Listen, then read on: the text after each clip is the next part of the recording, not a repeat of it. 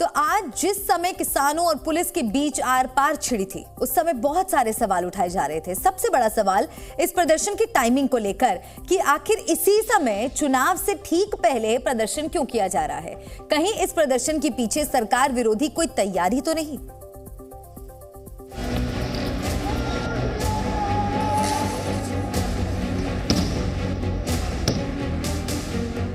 वही हुआ जिसका डर था।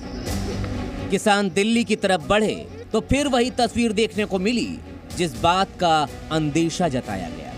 देखते ही देखते कल रात तक जिस शांति की बात कही जा रही थी, वो शंभू बॉर्डर पर आंसू गैस के गोलों के धुएं और पत्थरों की बौछार में कहीं गुम हो गई।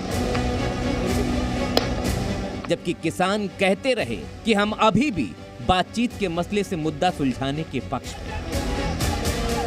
हम चाहते से मिल बैठ के इस मसले का कोई ना कोई हल हो जाए। हम दरवाजा बातचीत का खुला रखेंगे।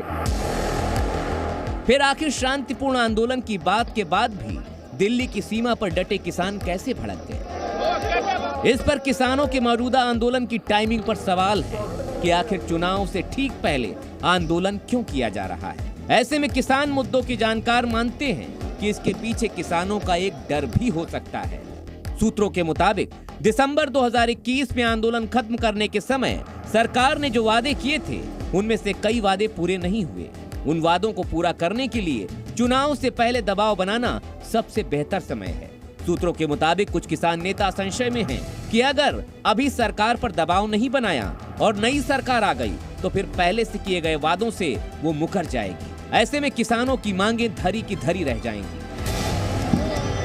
लेकिन इस पूरे आंदोलन को जिस तरह से सियासी हवा मिल रही है, कहीं वो किसान आंदोलन की आड़ में 2024 की चुनावी रणनीति का हिस्सा तो नहीं है।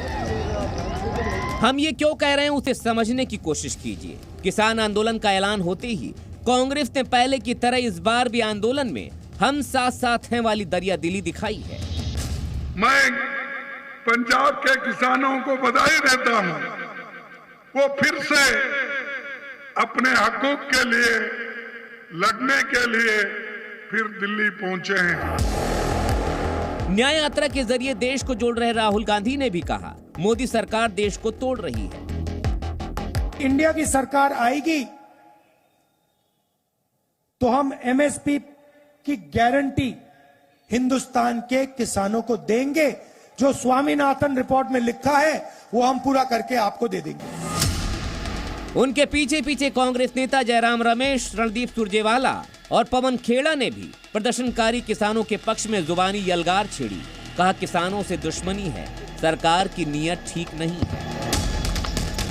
आज किसानों की एक मांग है, जायज मांग है, उन मांगों के साथ हम खड़े हैं। मोदी सरकार की मंशा को दर्शाता है कि किस गैर लोकतांत्रिक तरीके से किसानों को रोका जा रहा है। अन्नदाता किसान की न्याय की हुंकार से डरी मोदी सरकार दमनकारी नीतियों की फिर याद दिला रही है। सियासत के इस यज्ञ में अरविंद केजरीवाल ने भी विरोध की आहुति डाली।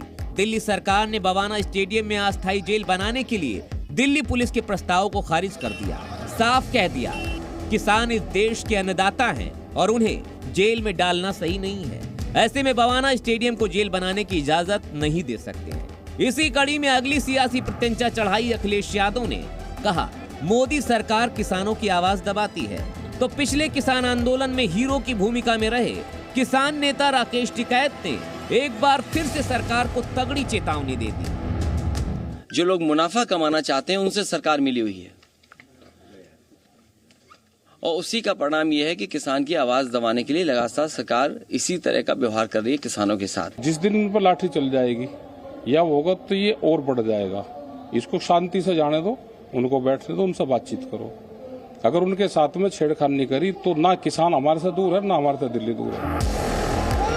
कुछ इसी तरह से इन पार्टियों ने किसान आंदोलन को लेकर पिछली बार भी सरकार को घेरने की कोशिश की थी। इन सब के बीच जिस तरह की तस्वीरें आज किसान आंदोलन के दौरान दिखाई पड़ी, उसके बाद सरकार ने कहा कि इसमें साजिश भी हो सकती है।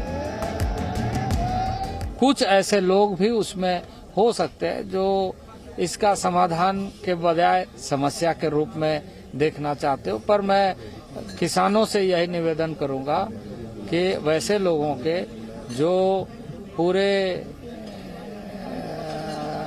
वातावरण को प्रतिकूल बनाना चाहते हैं, उससे सावधान रहें। किसान देश के अन्नदाता हैं, उनकी जायज मांगों पर सरकार को ध्यान देना चाहिए, लेकिन इस बात का भी पूरा ध्यान रखना चाहिए कि किसानों की मांग की आड़ में देश विरोधी ताकतें और देश के ताने बाने को तोड़ने का कुचक्र रचने वाले कामयाब न हो पाएं। ब्यूरो रिपोर्ट, जी मीडिया। जी न्यूज़।